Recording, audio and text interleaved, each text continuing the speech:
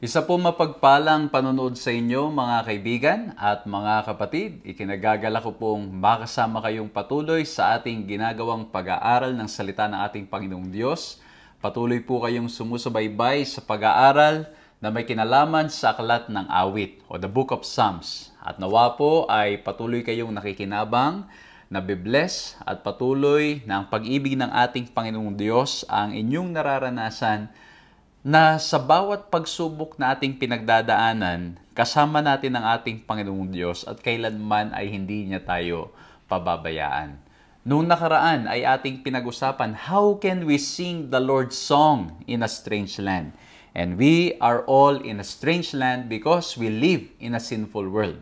We all know from the scripture that this is not God's plan for us. What the Lord wants us is for us to have a life that enjoys Him, a life that enjoys all His creation, but when sin entered the world, ang nangyari po, mga kapatid, ay nasira yung magandang plano ng ating Panginoon Diyos. And that is why we are in a strange land, because of this sinful world. But still, by God's grace, we can sing the Lord's song in a strange land. Tulad ng karanasan ng mga Israelita nung sila ay sinakop ng Babylonia at sila ay in-exile o dinala doon sa lugar ng Babylonia, and they were being tempted to sing other songs. They were being tempted to forget the name of the Lord, but by God's grace, they were able to continue singing the Lord's song in a strange land. Kaya nga pinag-usapan natin yung controversy na ito ay may kinalaman sa karakter ng ating Panginoong Diyos na sinisira ng kaaway.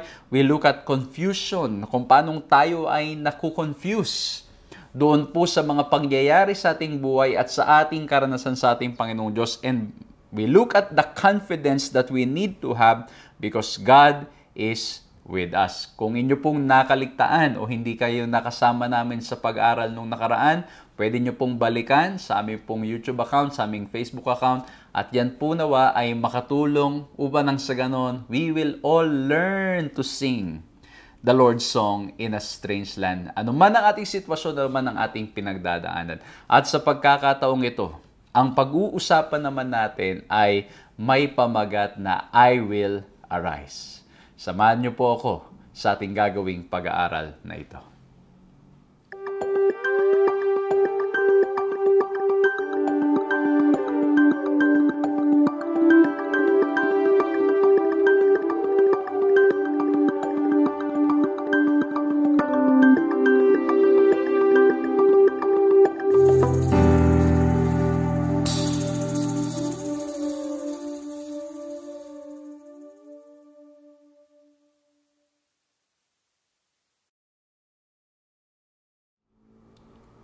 Ako po si Pastor John Alexis Mercado at patuloy po kayong sumusubaybay sa pag-aaral na ipinagkakaloob po sa inyo ng 3 Points Ministries na napapanood din naman sa Hope Channel Philippines.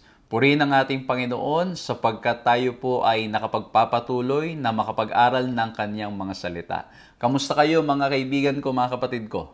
Sana po ay nasa mabuting kalagayan kayo. Sana po ay patuloy niyong nararanasan ang pag-iingat at pagmamahal niya. At nawa po ay patuloy na lumalago tayong lahat sa relasyon natin sa Kanya. Tunay na napakabuti na ating Panginoong Diyos at sa kaabalahan natin sa ating mga trabaho, sa ating mga ginagawa, patuloy tayong pinagkakalooban ng ating Panginoong Diyos ng pagkakataon na magkasama-sama at mag-aral ng Kanyang mga salita. Pakisama nyo rin po sa panalangin ng inyong lingkod. At grabe mga kapatid, mga kaibigan, tayo po ay pinapadala kung saan-saan at yung ating pong laging slogan and tema, I will go. Kung saan tayo tawagin ng ating Panginoong Diyos. And it's been really challenging, kasi po, grabe, yung mga nakaraan nating biyahe ay sunod-sunod, nakakapagod, pero it's also fulfilling kasi nakikita po natin yung malawak na gawain sa iba't ibang mga lugar at nagpapakita lamang kung paanong ang ating Panginoong Diyos ay kumikilos at gumagalaw sa puso ng maraming mga tao, lalo na in utilizing the digital ministry or the digital platforms for the glory of God. Kaya ini-invite ko kayo mga kaibigan, mga kapatid, patuloy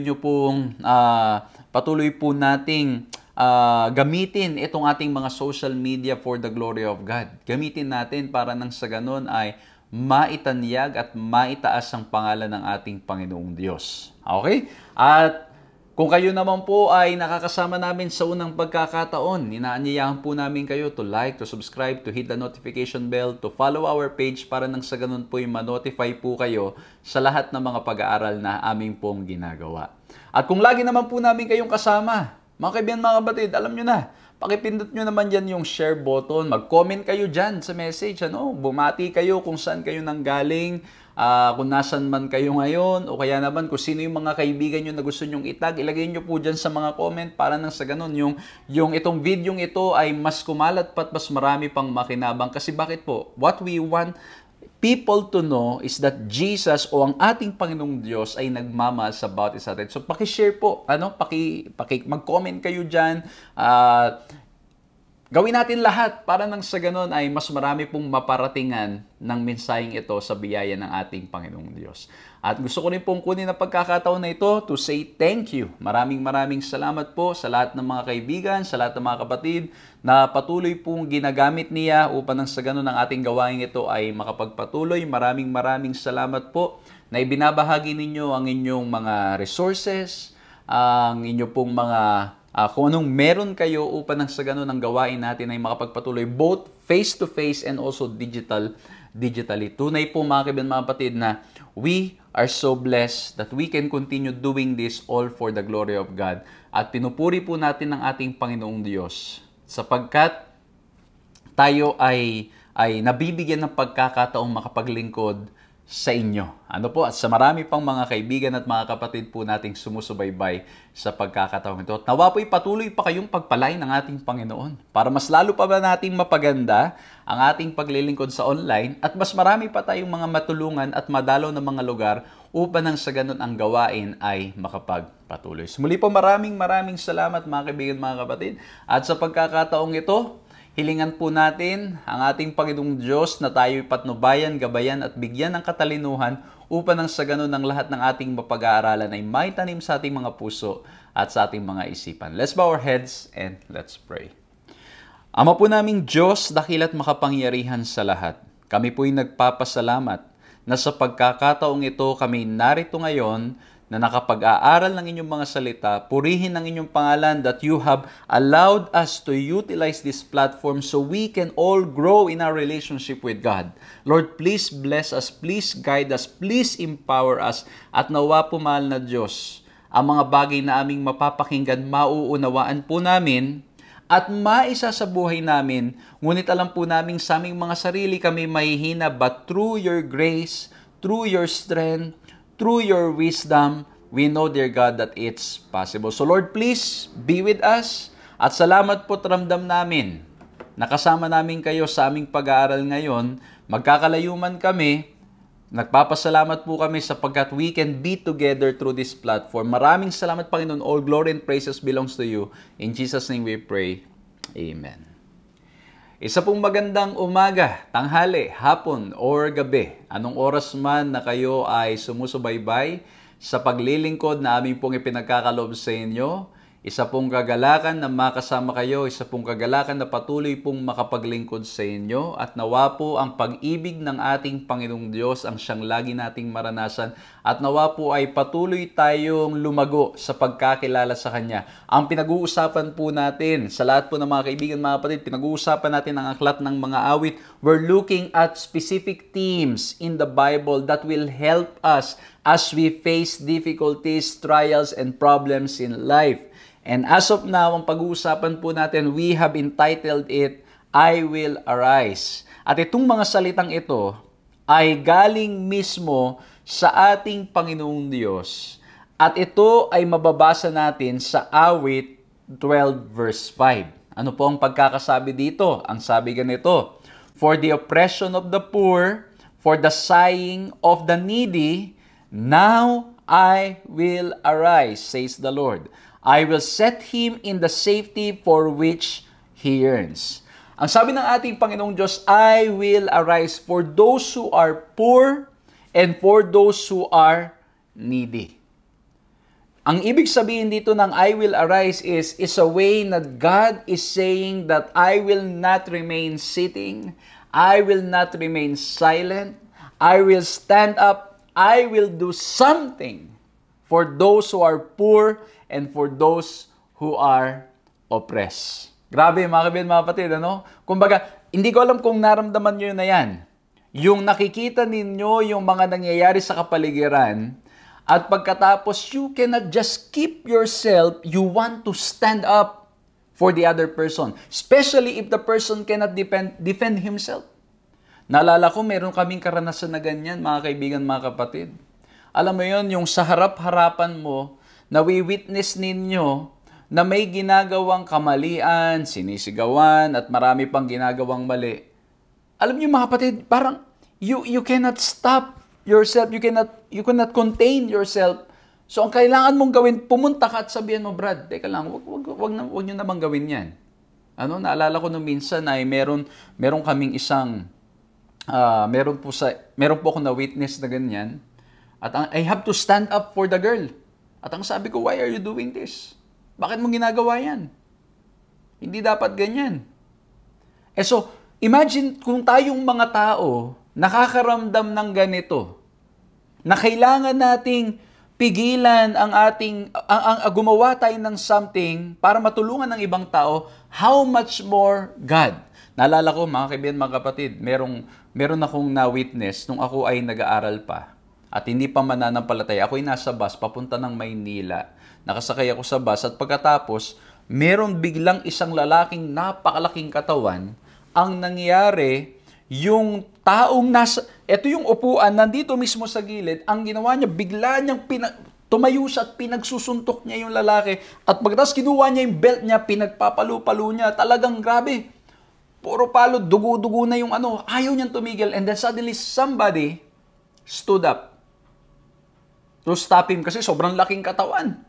At yung tumayo ay isang malaking katawan din at niyakap siya.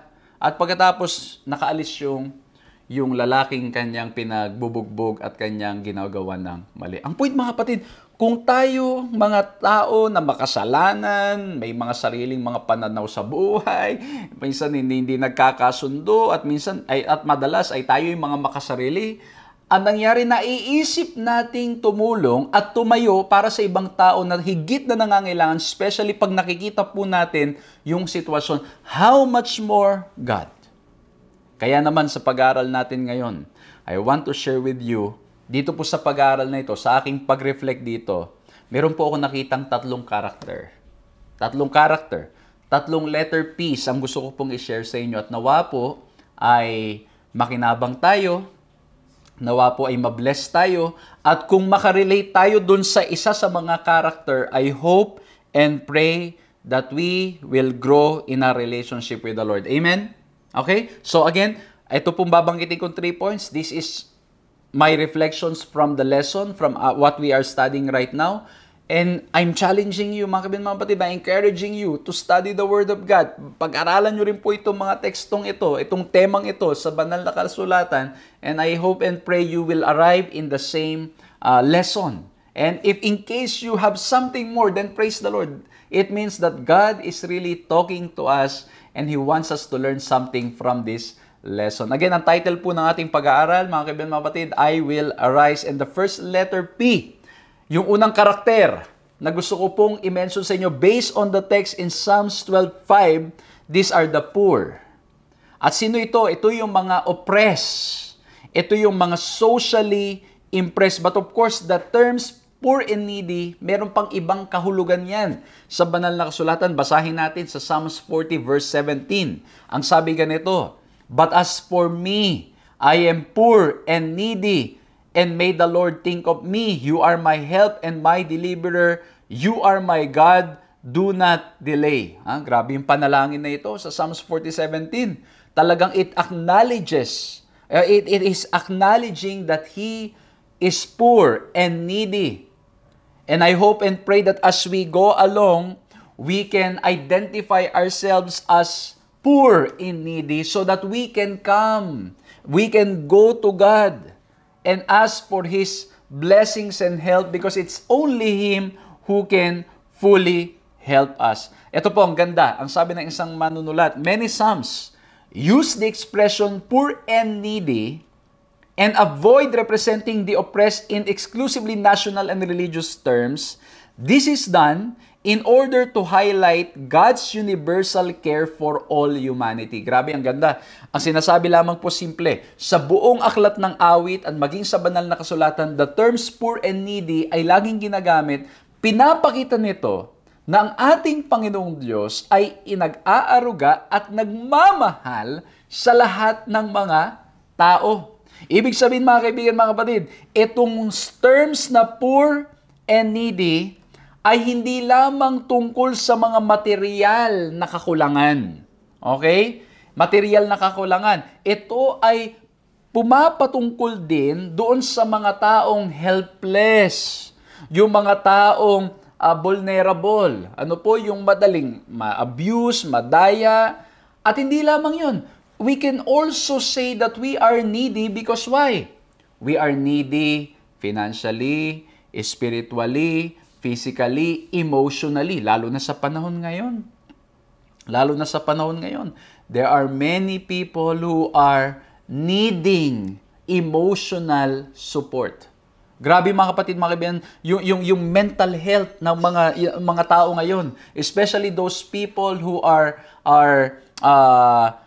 living in this generation, merong binabanggit ngayon na pag-aaral, natutunan ko lamang ito doon sa isa kong missionary. Nang sabi niya, meron daw tinatawag ngayon na strawberry generation. Sabi ko, ba matindi yan, bago ko lang narinig yan, na strawberry generation. And again, mga kapatid, mga kaibigan, you can agree, especially sa mga kabataan nanonood ngayon, or you can agree or not, but this is based on general observation and study. At ang sabi ng mga pag-aaral daw, sabi nitong aking missionary namin, ay may mga tinatawag na strawberry generation. Kasi bakit? Yung strawberry generation, yung strawberry, it looks good, it looks well, ang gandang tingnan, but it is easily bruised. Madaling masugatan, madaling masaktan. And that's why so many people today are really emotionally in need of support. Kaya minsan may mga napapanood ako na mga nagbablog, na alam mo, nagagawa sila ng content comparing the generations today, the generations before, and alam niyo mga kapatid, again, it is not about what's best, because all of this generation, ito ay nakaka-contribute into taking care holistically of our health, physical and mental health.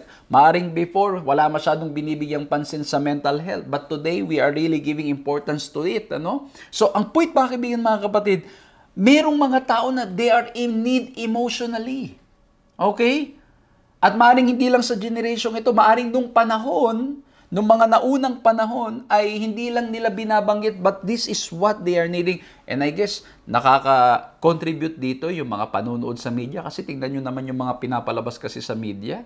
Mga pinapalabas sa media ngayon, sa mga content, di ba? Puro mga awayan ng relasyon, agawan ng mga asawa, agawan ng mga boyfriend, agawan ng mga girlfriend. O di ba? Puro puro pain, puro sakit na nararamdaman ng tao.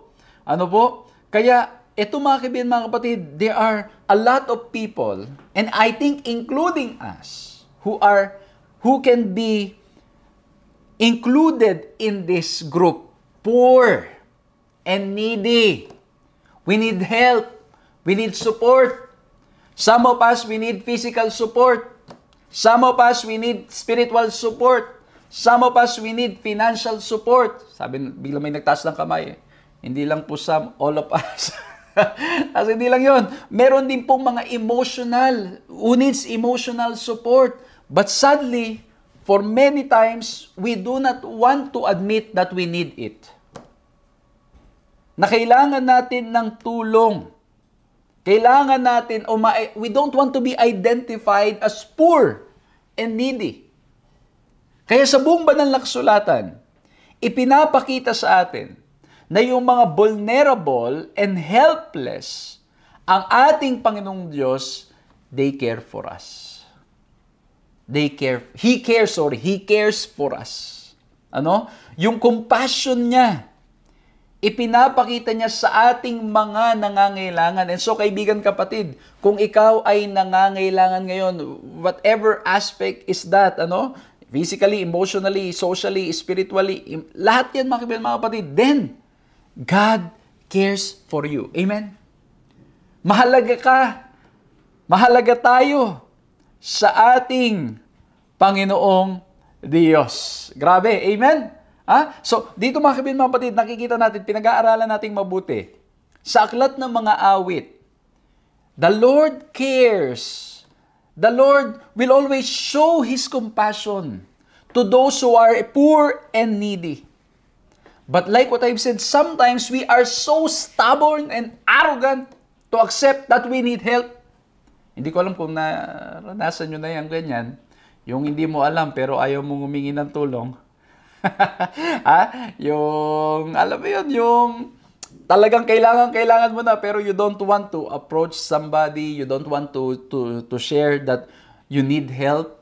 Kasi bakit pag minsan, mga kapatid, yung pride, yung pride na hindi natin alam, yung pride natin, baka iniisip natin, maapektuhan yung estado natin, o kaya naman maapektuhan yung tingin sa atin ng tao when we don't know those things. Ano po? So, ito yung nakakahadlang. But I guess, and I think, it's important for us to acknowledge that some way or another, we need something. We need support. And especially, yung support na nanggagaling sa ating Panginoon Diyos. Bakit, mga kaibigan, mga kapatid? May mga pagkakataon, the people of this world and the things of this world, or what the world can offer, cannot fully support us. And that's why God is saying, I will arise. Ang problem natin madalas, pag tayo nangangailangan emotionally, spiritually, physically, financially, kung saan-saan tayo napunta muna. Kung saan-saan muna tayo nagpupunta, tumihingi ng tulong sa halip na lumapit sa ating Panginoong Diyos. Guilty kayo? Guilty tayo. Kasi bakit, mga kapatid, nasanay tayo na lumapit muna sa iba. Gumawa muna ng paraan. And most of the time, we don't want to admit that we are in need of help and support. And if you are in need of support, please know that Jesus loves you. Please know that Jesus cares for you. Amen? Grabe, mga kaibigan, mga kapatid. Napakaganda ng ating leksyon. Napakaganda ng ating pinag-uusapan that God cares for the poor. Kaya lang, alam nyo, minsan we don't want to be identified na tayo'y poor. Diba? Anong ginagawa natin? Kahit na lang sa simpleng diba? We try to dress ourselves na talagang, of course, maganda naman yung talagang manamit tayo ng maayos. Pero minsan, ano nangyayari, mga kapatid? Diba? In this world, ano nangyayari? Minsan, Papanggap tayo na ganito yung estado natin, na ganito yung karanasan natin, ganito yung sitwasyon natin sa buhay, instead of simply admitting this is our situation. Okay? So, eto, mga kaibigan, mga kapatid, God cares for us. And like what I've said, there are times that the support of this world can offer will fail us. But Jesus will arise. God will arise. Tuloy natin. Tingnan nyo, ang ating Panginoon Jesucristo, He even identified Himself as a poor. Tingnan nyo, sabi sa 2 Corinthians 8:9, For you know the grace of our Lord Jesus Christ, that though He was rich, yet for your sake He became poor, so that through His poverty might become rich. Grabe! Grabe ang ginawa ng ating Panginoong Diyos, mga kaibigan, mga kapatid. He is the King of all kings, the Lord of all lords. He is the owner of all things, and yet He became man and lived a simple life here on earth. Ito ay ano sa atin, mga kapatid, this is a rebuke to us. Na ang nangyayari kasi sa napapanood natin sa media, you need to always appear na you're somebody, you're someone. And so, ang ginagawa, again, mga kapatid, don't get me wrong, Hindi ko po sinasabi na masamang magkaroon ng mga magagandang kagamitan. Ay, dito nga po sa 3 points ay tayo nagpapasalamat sa ating Panginoong Diyos, sa ating ministry kasi we want, yung mga gadget na magkakatulong sa atin, yung mga magagandang kagamitan para nang sa ganun, mapadali yung pag-edit natin, yung ating mga paggawa ng mga videos, yung makakuha tayo ng lens na maayos. Gusto natin yung mga ganyan. Pero ang point, mga kapatid, mga kaibigan, sometimes dumarating dun sa point na, alam mo yung nagpapanggap na lang tayo. Na ganito tayo and we don't want to admit na tayo ay hirap. Na tayo ay ganito lamang. Naalala ko nung minsan, mga kaibigan, mga kapatid, kami nung aking kaibigan ay nabigyan po kami ng pagkakataon to access yung alam mo yung pag nagta-travel kayo, mga kaibigan, mga kapatid, ay nabigyan kami ng ma-access yung may isang lounge na binigyan kami ng access, ng free access. At pagkatapos ng pagpasok kami doon, talagang hiya kami kasi kita namin yung mga tao doon ay talagang yung mga kagamitan nila at yung mga pananamit nila, yung postura nila ay grabe talaga.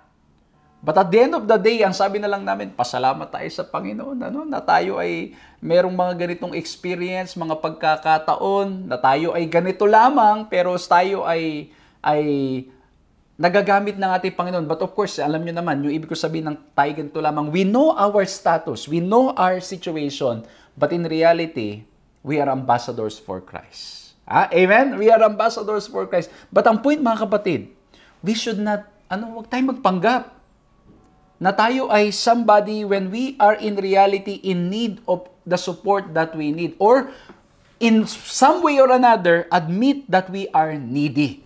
We are poor. Kasi bakit ang sabi rin sa Psalms 41:11, bago natin basahin Psalms 41:1, ang mismong Panginoong Diyos, because He is clear of Himself, He doesn't need to showcase Himself. He lived a simple life. He was born in a manger. Mga kapatid ko, mga kaibigan ko. And the Lord really loves us and He cares for us. And all throughout, He had compassion for the poor and the needy. At ang sabi sa Psalms 41:1, tingnan ninyo, blessed are those who have regard for the weak. The Lord delivers them in times of trouble. Kaya ito, mga kapatid, binibigyan din tayo ng paalala na pahalagahan natin yung mga nangangailangan sa paligid natin at maging yung mga mahihina. Okay? It's not about getting all the strength and getting all that position and function para nang sa ganun ay lalong manliit ng ibang tao. No. We are entrusted with all that responsibility, that power, so that we can help the needy, we can help the weak. At ang sabi ng ating Panginoong Diyos, ang Panginoon ay tutulong sa atin para mangyari ang mga bagay na ito. Kaya mga kaibigan, mga kapatid, ang kailangan daw po natin gawin, we are to help the poor, the needy. And of course, tayo rin naman who's poor and needy in some ways. Wag nating i-cover up. Wag nating i-cover up in our conversation with the Lord. Let's admit, let's be honest because He knows our hearts. He knows our situation. He knows who we are. Let's admit, Lord, I'm in need. Lord, I might have all these resources. Lord, I might have all these riches. Financially, I'm stable. But emotionally, Lord, I am drained. Lord, ako po, Lord, ay hirap na hirap. Physically, I'm sick. Lord, ako po ay ganito. Mga kapatid, huwag tayong magpanggap sa harap ng ating Panginoong Diyos. He knows us and He cares for all of us. At ang sabi dito, habang tayo'y tumutulong naman, mga kaibigan, mga kapatid, o habang tayo ay tinutulungan naman, huwag namang mangyari na aasa tayo dun sa tao lamang para tayo ay matulungan. Kaya ang sabi po ng ating leksyon, God's people must resist the temptation to put ultimate faith for salvation in human leaders and institutions, especially when they differ from God's ways. Ayan lalo ngayon, ang daming tumutulong na mga institutions, na mga tao, pero mga kapatid, huwag daw po nating ilalagay ang ating pananampalataya o ang ating kaligtasan, especially kung ang kanilang mga pinapatanggap sa atin na mga pananaw ay taliwas sa kalooban ng ating Panginoong Diyos. Ano po? I hope that's clear. Ang mahalaga ay makita natin na ang kamay ng Diyos pa rin ang patuloy na kumikilos para tayo ay ingatan. At ang mahalagay manindigan tayo sa katotohanan. At huwag tayong magpadala sa hirap ng buhay para tumalikod sa katotohanan. O ang pinakamatindi, tumalikod sa ating Panginoong Diyos. Ano? At lalo ngayon, napakaraming mga tao, mga kapatid, grabe.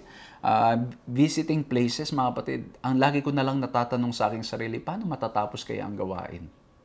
Sa dami ng mga tao na hindi na ngayon naniniwala sa Diyos, they already, parang ang feeling ko, they already lose confidence. Parang ang nangyari na ay wala na silang paniniwala sa Diyos, di na nila tinatanggap ang ating Panginoong Diyos. Kaya nga po yung leksyon natin nung nakaraan, yung How Can We Sing the Lord's Song in the Strange Land, napakahalaga.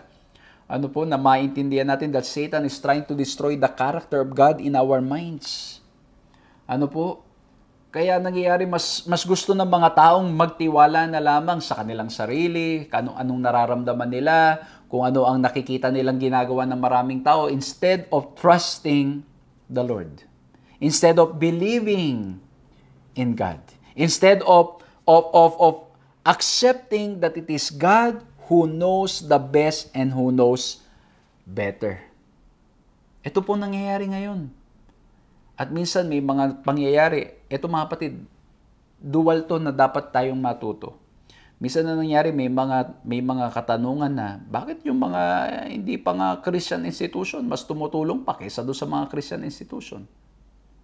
Minsan may mga ganong katanungan. So ito ay lesson sa ating mga mananampalataya na let's continue to care for the needy, for the poor.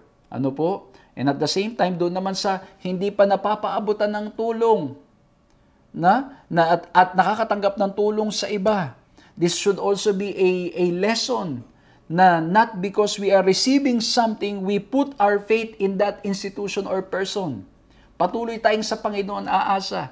At sa atin namang mga in need today, mga may pinagdadaanan in all aspects of life or different aspects of life, let's continue to trust in the Lord. Patuloy tayong umasa sa Kanya lamang sapagkat Siya ang Diyos na mag-iingat at maggagabay sa atin. Grabe mga kapatid, don't miss the lesson last week and even now because it's really connected. The Lord sometimes seems to be silent. But this time, ang sabi ng ating lesson, ang pinag-aaral natin, I will arise. He will not remain quiet because He is never sleeping. Merong purpose ang ating Panginoong Diyos. Kaya ang tanong ko po dito, nakaka-identify ba kayo dito sa poor? Ako po mga kapatid, I can say yes. Some way or another, we are poor. We are needy. We are all needy. That's why, as we admit that, we go to Jesus Christ, we go to God, at paglapit natin sa Kanya, marirealize natin it is Him who can satisfy the deepest longing and need of our hearts. Amen? Okay, mas i-emphasize natin yan mamaya. Now, let's go to the second letter P. So, yung first letter P, these are the poor. Number 2, persecutor. Bakit persecutor? Kasi bakit po, na-mention ko po kanina, na yung leadership role and function, it is given so that we can use that function, we can use that position to help more people. Kaya lang ang nangyari sa Psalms 82 verse 2, ang tanong ay ganito, how long will you defend the unjust and show partiality to the wicked? At ang sabi sa ating lesson, Israel's kings were to exercise their authority in accordance with God's will. The leader's central concern should be ensuring peace and justice in the land and caring for the socially disadvantaged. But what happened, mga kapatid, we can see this all throughout the Bible and even today. Ano po nangyari? When people are put in position, sometimes they care about themselves. Mas pinapahalaga nila yung kanilang magigain, makukuha instead of loving and taking care and sharing all those blessings and using that power to help the people around them. Kaya mga kapatid, mga kaibigan, kailangan maging klaro na ang ating pagkatawag sa ating Panginoong Diyos, anumang posisyon ang meron na ipinagkatiwala ng ating Panginoong Diyos, posisyon niyan sa church, sa kumpanya, sa gobyerno, at sa marami pang iba, let's not play the role of persecutors. Kasi bakit ang nangyayari? Pag naroon na sa posisyon, instead of helping, like what happened sa Israel, mga kapatid, kita natin yun sa buong banal na kasulatan. Instead of helping the poor, they persecute the poor. They persecute the needy. Ang nangyayari po, mas lalo nilang tinitake advantage yung kakulangan ng mga tao, yung kakulangan ng kaalaman. Ano po? Minsan nangyayari yan, mga kaibigan, mga kapatid. Alam mo yun, yung dahil hindi mo alam yung mga batas, posibleng gamitin sa'yo. Pag hindi mo alam yung mga karapatan mo, it can be used against you. At lalong ang pinakamatindi, mga kaibigan, mga kapatid, when you do not know and you're seeking help, ano po nangyayari? Nakukuha nila yung mga dapat na, alam mo yun, yung hard-earned, ito po, hindi ko po alam kung na-experience nyo, yung mga hard-earned ninyong money. Minsan ang mangyayari, yung mga taong they are in the position, sila yung mga may nakakaalam and sila yung nagpe-play ng role that they know. Ano po nangyayari?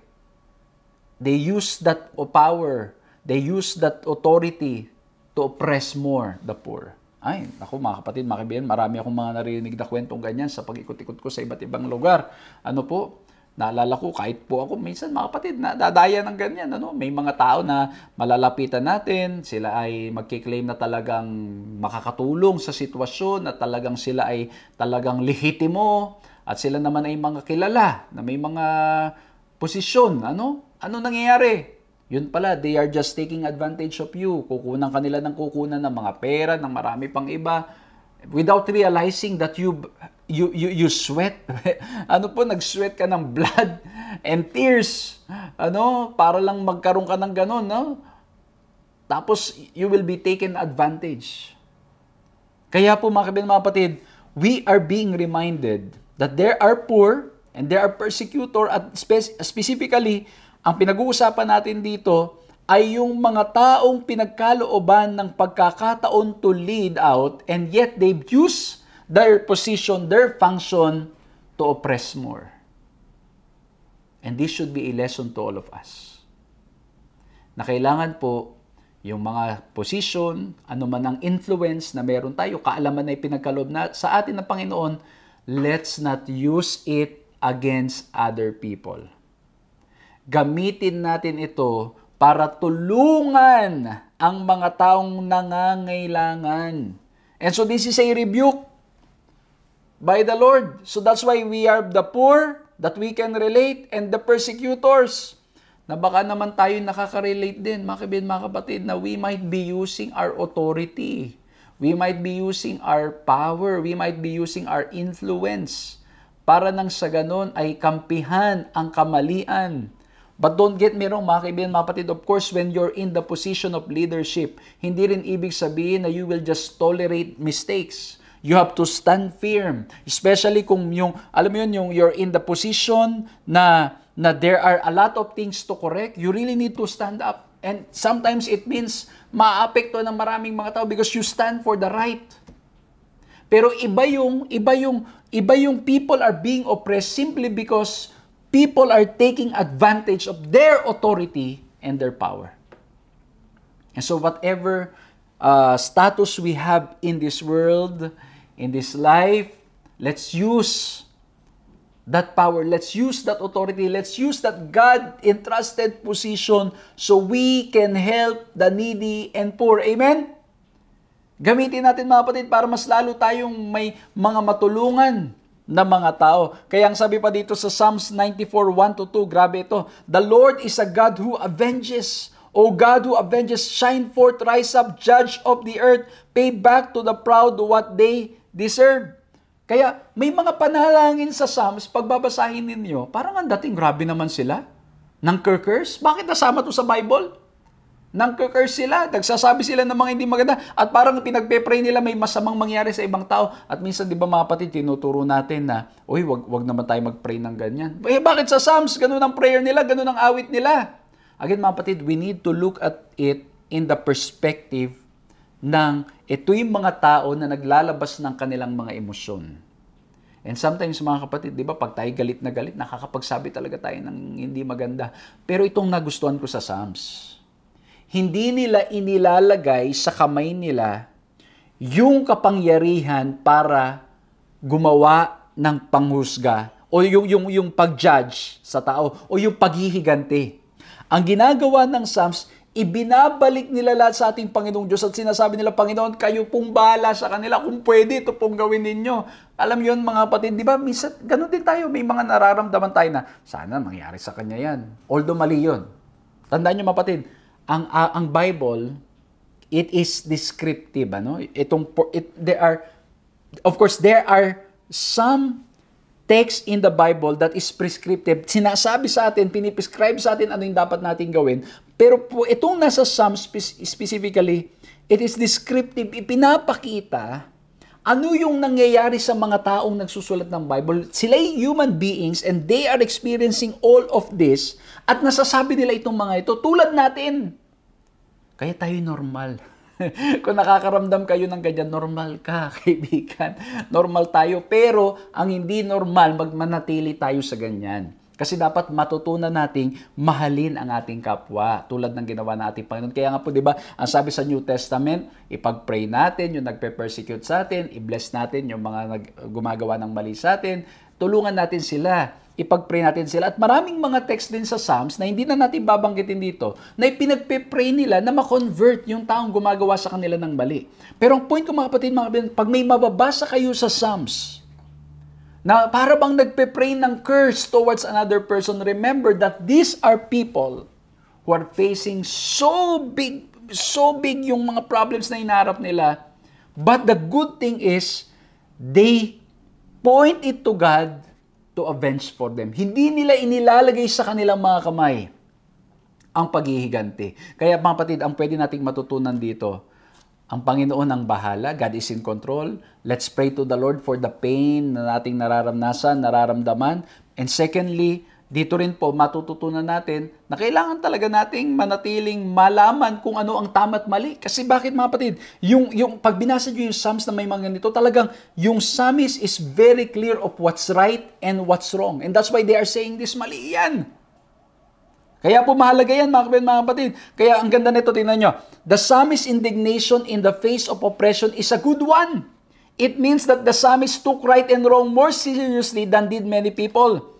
He cares even greatly about the evil that is done in the world, not just to himself, but to others as well. Kaya mga kapatid, pwede natin tignan dun sa anggulo na yung psalmist, when he was praying this, he cares about right and wrong and he cares for other people. But of course, mga kapatid, sa New Testament, we are reminded, if we will pray, we pray for the people around us. We pray na sila ay mapalapit sa ating Panginoong Diyos. At ngayon, sasabihin nyo, how can we reconcile, Pastor, yung Psalms, ba't ganyan mag-pray sila?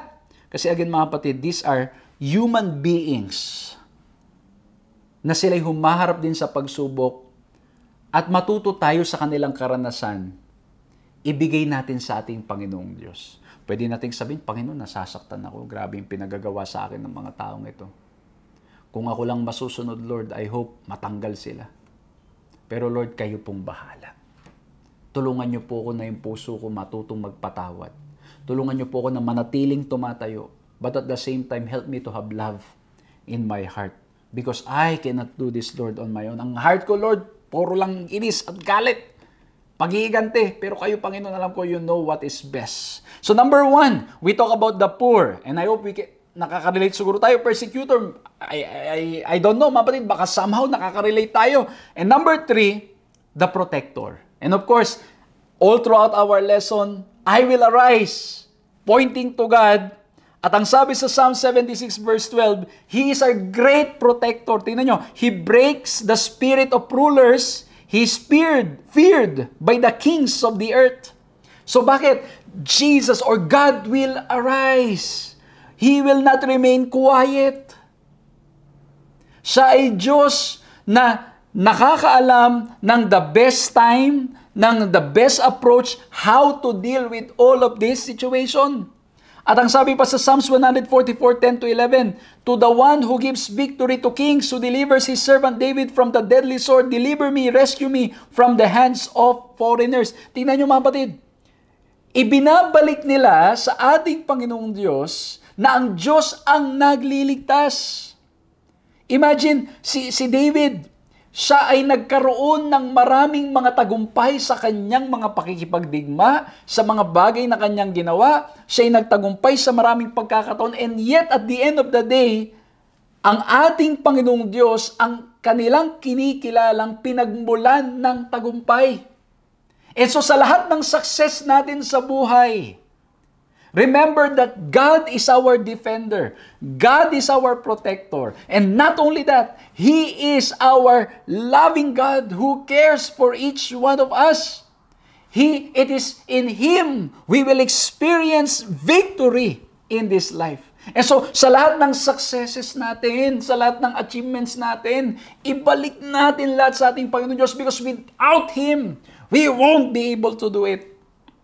Amen? Lahat yan galing sa ating Panginoong Diyos. Grabe di ba yung Psalms 144, yung binasa lang natin, lahat ibinabalik sa Diyos. Pwede naman niya sabihin, ako yan. Magaling kasi ako Magaling kasi ako sa leadership. Magaling kasi ako sa technical things. Magaling kasi ako mag-preach. Magaling ako sa Bible. Magaling kasi ako sa pag-awit. Pwedeng ganun mga kapatid. And sometimes ganun na nangyari. Satan is trying to tempt us and he's trying to make us believe that we are successful because of what we can offer.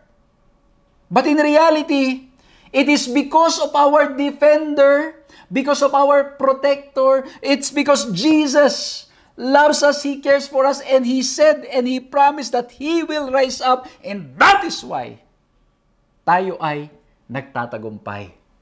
Huwag sanang mawala sa isip natin yan, mga kaibigan, mga kapatid, na nagtatagumpay tayo dahil lamang sa ating Panginoong Diyos.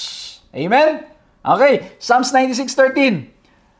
"Let all creation rejoice before the Lord, for He comes. He comes to judge the earth. He will judge the world in righteousness and the peoples in His faithfulness." Mga kapatid, tingnan nyo. He's our protector. He's our defender.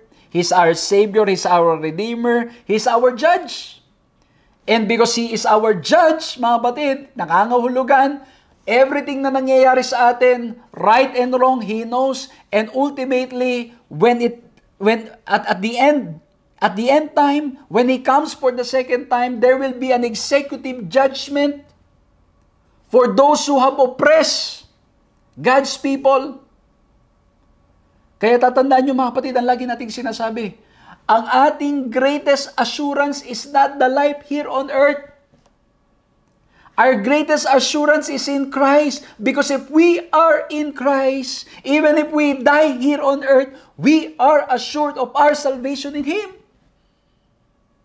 Kaya grabe mga kapatid, mga kaibigan, the Lord is being pictured as our judge, and I shared with you last time that my favorite topic in the Bible is judgment, because it shows that God is in favor of His people.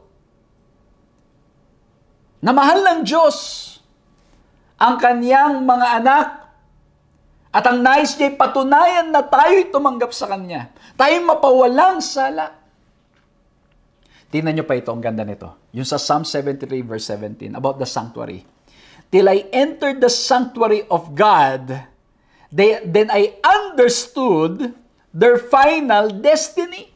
Bakit mga kapatid? Yung sanctuary mga kapatid, pag pinag-aralan, napakagandang pag-aaral ng sanctuary. Nandyan yung concept of salvation, the whole process, yung whole concept of salvation is laid down through the sanctuary. At nandun din kung paano ididil ng Diyos ang kasalanan at ang panghuhusgang mangyayari. Kaya pabasahin natin to. "At the sanctuary, the plan of salvation was revealed. In paganism, sin was understood primarily as a physical stain to be eliminated by magic rites. In contrast, the Bible presents sin as a violation of God's moral law. God's holiness means that He loves justice and righteousness." At ang nangyari mga kapatid, sa sanctuary, pag pinag-aralan natin mabuti, Mapapakita doon hanggang doon sa dulo. Di ba ito mga kapatid, may daily sacrifice, may yearly sacrifice, at pagkatapos meron yung goat, napapupunta sa wilderness, and then it will be declared as a clean camp. It all shows that God will deal with all the sins, with all this oppression that's happening in this world. It is our assurance that God will take care of us. And in reality, is even taking care of us now. And if we are in Christ, you are taken care of because we are assured of our salvation in Jesus. Mga kapatid, mga kaibigan, huwag tayong tumingin dito lang sa mundong ito. This world is not our home. Huwag tayong mag-focus lamang sa sanlibutang ito. Although I know may mga bagay sa mundong ito na we want to experience, we want to enjoy, but this world is not our home. It's in Christ. In Christ, we are complete. In Christ, we are satisfied. In Christ, we have nothing to fear of. Kaya mga kapatid, ang galing, yung sabi, pag ako'y pumasok sa sanctuary, naiintindihan ko yung final destiny. Kasi the sanctuary is laying down the truth of what's gonna happen. That the enemy will not always, will never succeed. I think that's the right term, will never succeed. The time will come. God will judge the whole earth. And those who believe in Jesus, those who believe in God, those who are poor, who acknowledges that they are in need of grace, in need of forgiveness, in need of Jesus, they will be saved in Christ. Kaya sa pagtatapos, gusto ko pong basahin ito. And though God's proper time for His intervention does not always, does not always coincide with human expectations, the day of judgment is coming. We just need to trust Him and in His promises until that day comes. Mga kaibigan, mga kapatid, let's hold on to God. The promise is sure. It is true. He will arise. He will not leave us alone. He is with us. He loves you and me. He cares for us. Ang 3 points po natin ngayon sa pag-aaral na ito, we have the poor. We have the persecutor. But the good news is, we have our protector. Walang iba kundi ang ating Panginoong Diyos. At kung naranasan natin ang pagpoprotekta ng ating Panginoong Diyos, let's be God's light in this world. To use that position, to use that function, to use that knowledge and influence to protect other people as well. At tayo mga kapatid, nawa, we always will acknowledge that we are poor, that we need Him. Huwag sana tayong darating sa punto na masasabi natin we don't need anything anymore because we are always in need of Jesus Christ. We are always in need of Him because it's only in Him we will be fully satisfied. It's only in Him that we will be complete. It's only in Him that we will be saved. Nawa po'y na-bless kayo sa ating pag-aaral na ito. Panghawakan natin ang pangako ng ating Panginoong Diyos that He will arise. Siya'y Diyos na nagmamahal sa atin. Siya'y Diyos na nag-aaruga sa atin. And I hope and pray, patuloy nating maranasan ang Kanyang pag-iingat, pagmamahal at pagliligtas at pagpapatawad. Let's bow our heads and let's pray. Maraming salamat, mahal na Diyos, sa aming pong napag-aralan ngayon.